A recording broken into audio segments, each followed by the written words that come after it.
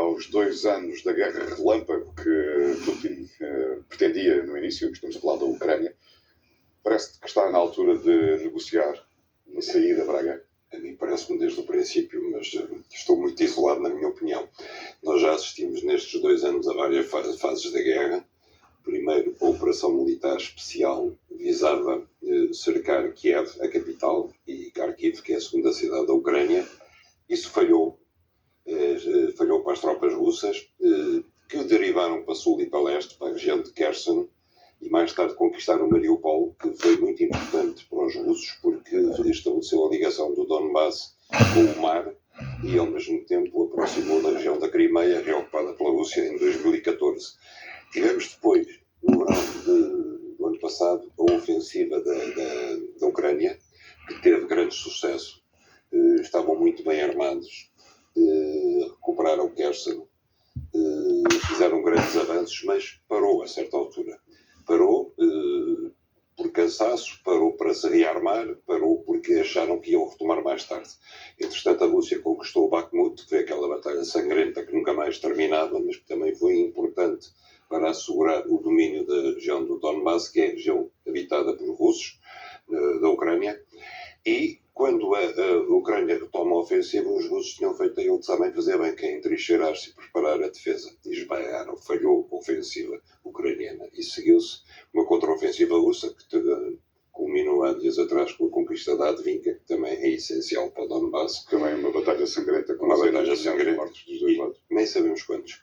E estamos agora numa fase da guerra em que a Rússia está por cima e em que se fala abertamente da hipótese da Rússia poder ganhar a guerra.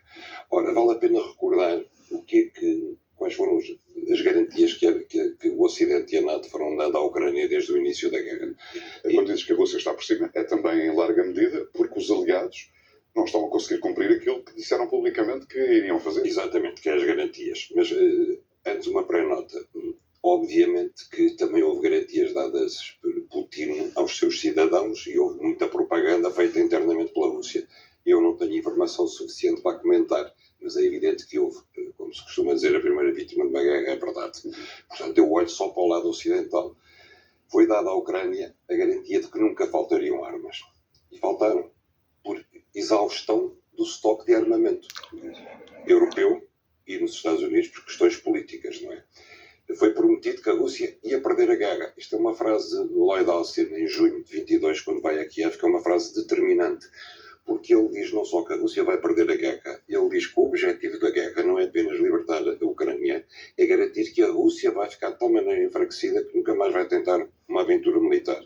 E a partir desse momento, para mim, do meu ponto de vista, o objetivo torna-se claro. A Ucrânia é um entreposto para uma guerra entre a NATO e a Rússia. E a Ucrânia vai servir de território para essa batalha. Depois foi dito, durante muito tempo, que a Ucrânia estava a ganhar a guerra. Isto é dito pelo Instituto Inglês de Estudos de Guerra. Assumidamente, todas as semanas, eu acho que isto vai influenciar muito a opinião pública ocidental, porque é dito pelos especialistas, a Ucrânia está a ganhar a guerra, a Ucrânia está a ganhar a guerra sistematicamente, a Rússia vai perder a guerra. Foi dito que a Rússia ia ficar esmagada pelas sanções económicas. Não aconteceu. Pelo contrário.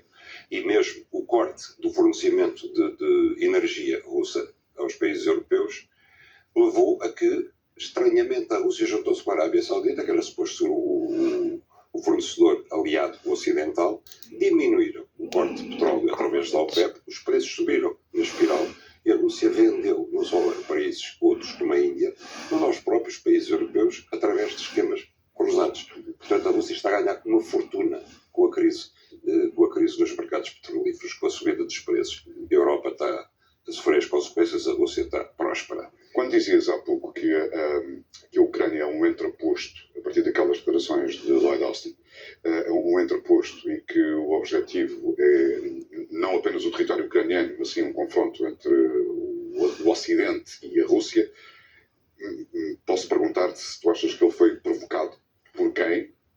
A responsabilidade é sempre parte a parte. Mas, Alberto, a minha teoria é esta. A NATO estava há muito tempo à espera que a Rússia invadisse a Ucrânia.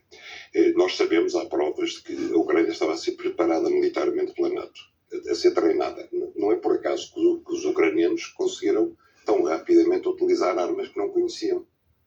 Não é de um mês para o outro que se põe eles a tripular Leopard, etc. Mas no início da ofensiva russa, o que eles usaram foram, sobretudo, armas antitanque. Claro, mas quando começaram a chegar as armas da NATO, eles estavam preparados. Eu não tenho dúvidas que estão lá conselheiros da NATO. Ainda há dias a Rússia diz que tinha morto soldados da NATO disfarçados. Eu acho que eles não estão no terreno, mas estão como conselheiros. E já estavam antes.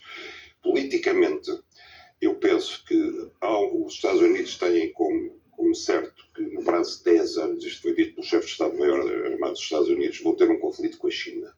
E eles não podem, se isto for verdade, ter que enfrentar a China, tendo a Rússia como aliado. Portanto, o primeiro passo é enfraquecer a Rússia. Eu não digo que o conflito foi provocado, mas foi consentido. A guerra podia ter sido evitada, mas os Estados Unidos avaliaram a fraqueza da Rússia, pensaram a Rússia vai ter uma má experiência na Ucrânia. E agora estamos a viver a situação inversa, que é subavaliaram a capacidade de resistência da Rússia. Mas vamos ver só outro quadro que tem que ver com aquilo que foi a propaganda ocidental. Por exemplo, na batalha na fábrica de Azovstal, que é aquela onde estavam 2.000 e tal pessoas, mulheres e crianças, dizia-se que a Rússia estava a fazer das mulheres e crianças reféns. Era ao contrário. Os soldados ucranianos que lá estavam dentro é que usavam as mulheres e reféns como escudo para não saírem. E quando Guterres negociou, saíram. As mulheres e crianças em liberdade e depois os outros saíram como prisioneiros. Pronto, que era o normal. Bombardeamento do hospital em Mariupol. Nunca foi provado. Foi dito que o bombardeamento tinha sido voluntário. Mas não. Aquilo que pareceu mais lógico é que aquilo foi um míssil russo que foi abatido e atingiu o hospital depois de abatido. Mas compara com o que se passar nos hospitais da faixa de Gaza e vê a diferença de reações. Central nuclear de Zaporizhzhia. Aconteceu no Teatro de Mariupol, por exemplo. Aí não há dúvida nenhuma. Não há dúvida nenhuma. Também não sei porque é que queriam atingir no teatro, mas enfim. Central nuclear de Zaporizhzhia estava desde o início em poder dos russos. Durante meses houve combates lá. Os ucranianos quiseram convencer o Ocidente e passou a mensagem que eram os russos que bombardeavam a própria central que eles ocupavam. Isto não fazia sentido nenhum. A Agência de Energia Atómica fez várias inspeções da central, concluiu que estava tudo a funcionar bem, mas que era preciso parar os ataques. Obviamente os ataques eram ucranianos. Quando eles pararam, nunca mais falou da central. As ameaças nucleares de Putin, uma coisa recorrente. Tu não encontrarás uma única ameaça de Putin de usar armas nucleares na Ucrânia. Nunca, não há. Eu passei-as todas em revista várias vezes. A única coisa que ele diz é o que qualquer dirigente de uma potência nuclear diz. Se formos atacados no nosso território... A nuance é o nosso território, Miguel. Claro. O que é que ele considera nosso território? Ele considera a Crimeia, mas ele já foi atacado na Crimeia e não usou armas nucleares. Ele diz, se o nosso território e a nossa mãe pátria estiver em perigo, nós usaremos armas nucleares. Isto diz a Inglaterra, a França, os Estados Unidos, etc. Então como é que saímos daqui, Miguel? Como é que saímos daqui? É uma boa questão. O European Council of Foreign Affairs fez uma sondagem nos países europeus em que concluiu que só 10%, em média, acredita numa vitória da Ucrânia. 37% acham que só sai com negociações e o resto acha que vai acabar com a vitória da Ucrânia. Da Rússia. Da Rússia, exato.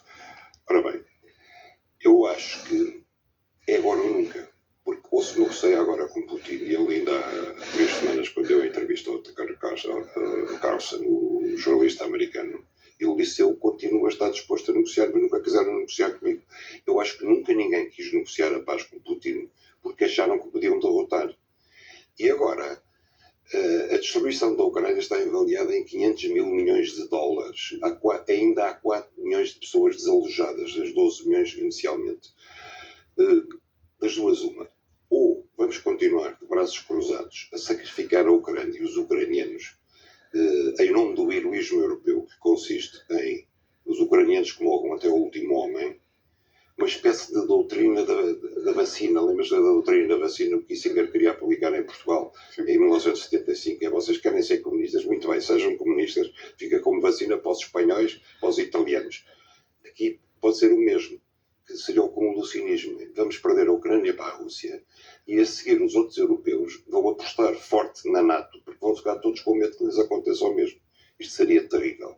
E, portanto, eu acho que só há 2 saídas. Ou nós sacrificamos a Ucrânia, e eu acho que a Rússia não pode ganhar a guerra na Ucrânia, seria altamente perturbador do equilíbrio mundial, ou se negocia agora uma paz baseada nos acordos de Minsk. E era o que estava antes, em cima do papel, que é que previam os acordos de Minsk? Previam autonomia para o Donbass, que é a zona russa.